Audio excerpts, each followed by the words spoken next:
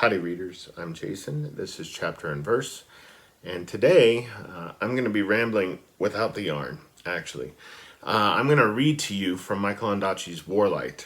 In my previous video, I had mentioned that in my judging of the Booktube Prize quarterfinals in my group, so I read 6 books, which you guys know, and there are 4 pages of prose in Warlight that I think are better than anything else in any of the other 5 books, including Fire Sermon, which I actually ranked first out of the 6 books. So let's begin with that, and then I'm just going to touch on the Booktube drama that has been going on here in our corner of the sandbox the last couple weeks. And then I'm going to share a few films with you guys as well in honor of Pride Month. So without further ado, here are my favorite 4 pages of writing from the Booktube Prize round that I judged. As a teenager, I would hear about those temporarily unmapped towns from Mr. Malachite as he drove me to and from work on what had once long ago been Roman roads.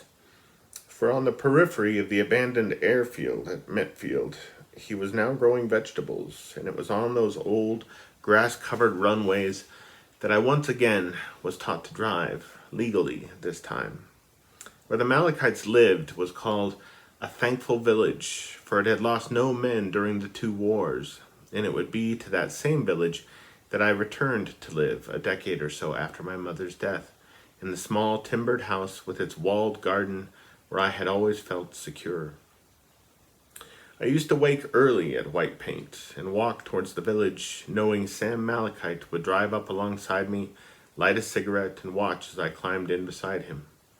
Then we'd be off to various town squares, such as Buttercross in Bungay, heap his produce onto the trestle tables, and work till noon.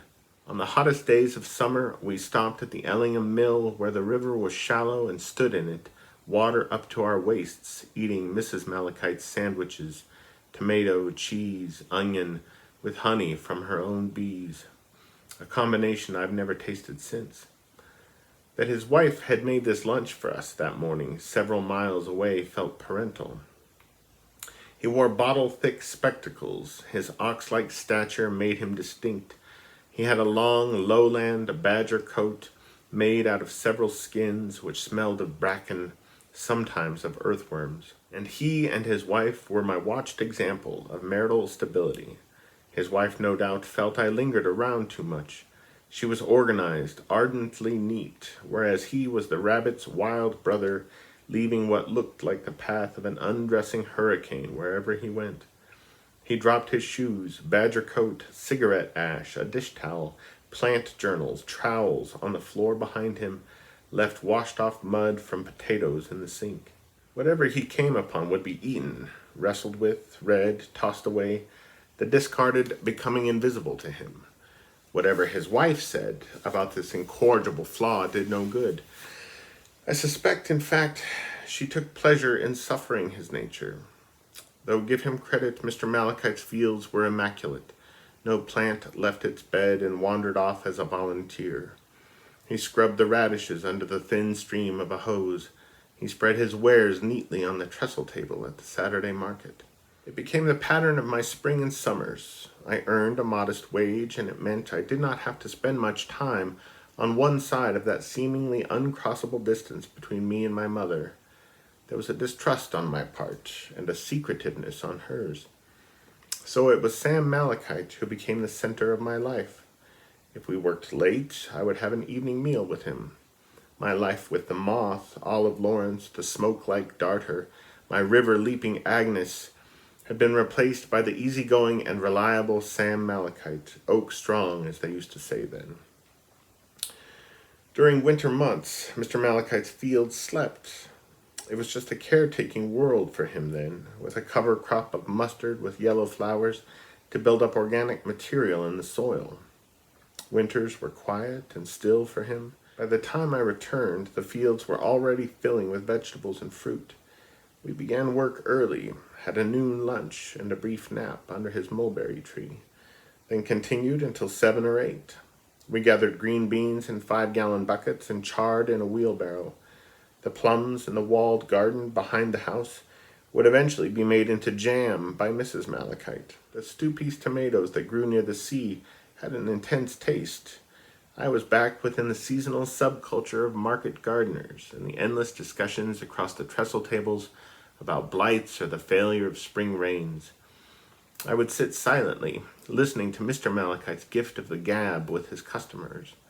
If we were alone, he'd inquire about what I was reading, what I was studying at college. There was no mockery about my other world. He saw that whatever I was learning there came from some desire in me, that when I was with him, I seldom thought about what I had been doing academically. I wished to be part of his universe. With him, those indistinct maps from childhood now became reliable and exact. I trusted each step I took with him. He knew the names of all the grasses he walked over. He'd be carrying 2 heavy buckets of chalk and clay towards the garden, but I knew he was also listening to a certain bird. A swallow knocked dead or unconscious from hitting a window silenced him for half a day.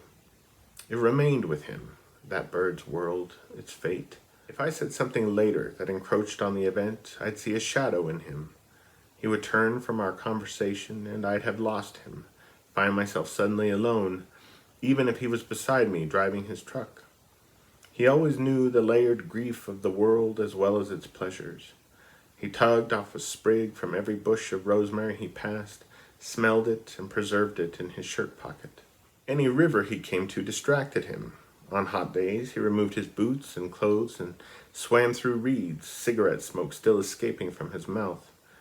He taught me where to find those rare parasol mushrooms like fawn-colored umbrellas with their pale gills underneath that are to be found in open fields. Only in open fields, Sam Malachite would say, holding up a glass of water as if making a toast. Years later, when I heard he had died, I held up my glass and said, "Only in open fields." I was alone in a restaurant when I said this. The shade of his one large mulberry tree. We used to work mostly in vigorous sunlight, so now it is the shade I think of, not the tree.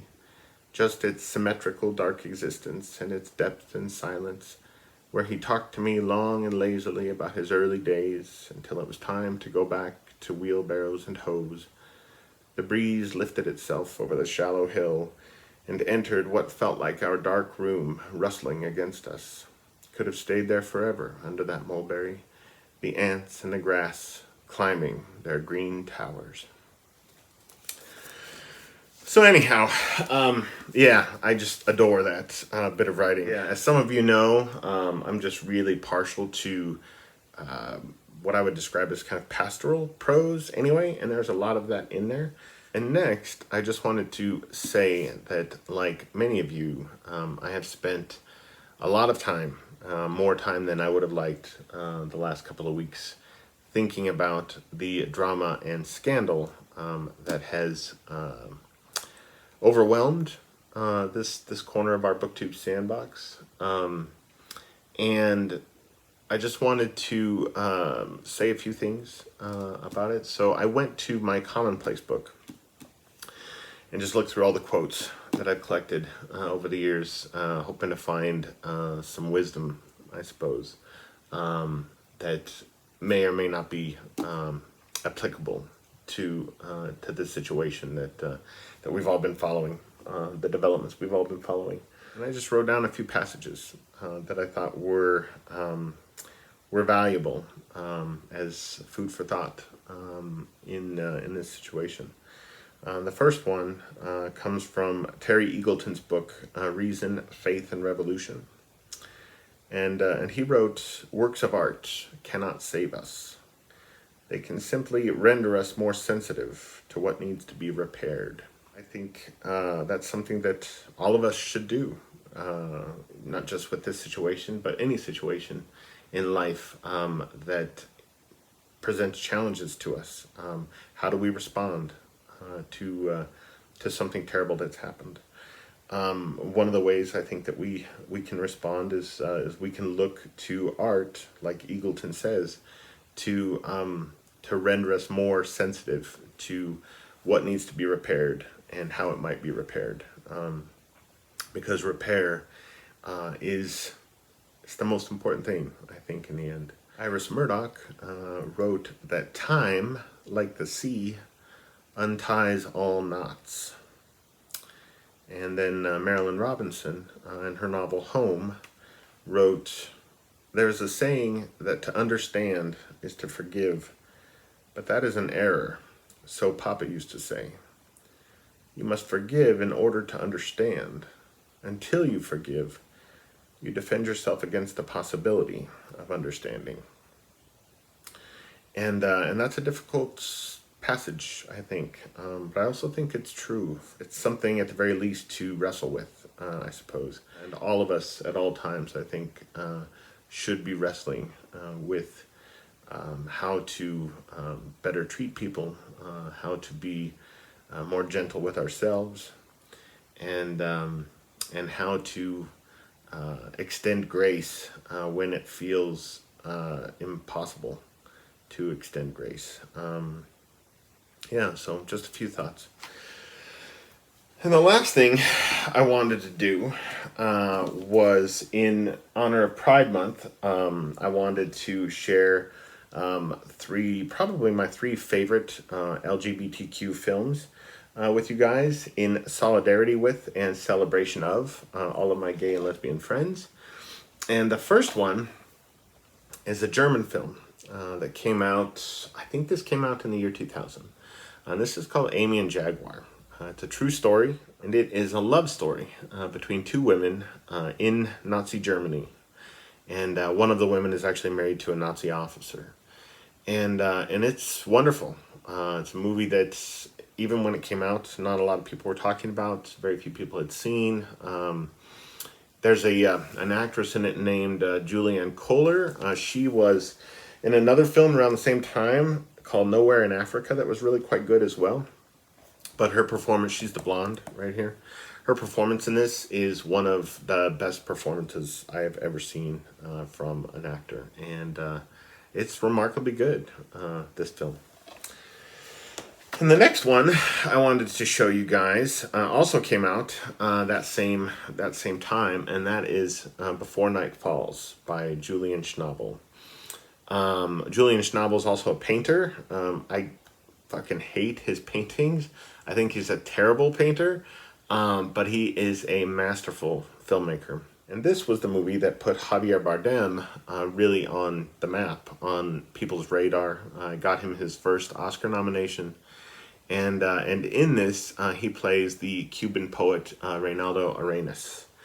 And yeah, it's a terrific, terrific movie. Johnny Depp is in it. Johnny Depp plays 2 or 3 characters. I can't remember. Sean Penn has a bizarre, tiny little cameo as well. But this is really Javier Bardem's movie. And Julian Schnabel's movie. The visual aesthetic, the music, just the tone of the whole film is hypnotic. It's a terrific film. And then this last one I wanted to show you guys is a Swedish film called Show Me Love. And it is the first film from Lukas Moodysson, who is one of my favorite directors. This was the first work of his I'd ever seen. The first time I watched this movie, I watched it 3 times in 2 days. It is the best coming-of-age film I've ever seen, bar none. I have showed this movie to so many people over the years, and everybody I have shown this to, when it was over, agreed with me that it was the best coming-of-age film they'd ever seen as well. So it's set in contemporary Sweden, in a small town in contemporary Sweden, and it's a love story between 2 teenage girls. And it has the best movie kiss I've ever seen. You'll know it when you see it. It's just a gentle, honest film about childhood and about first love. So anyhow, some movie recommendations.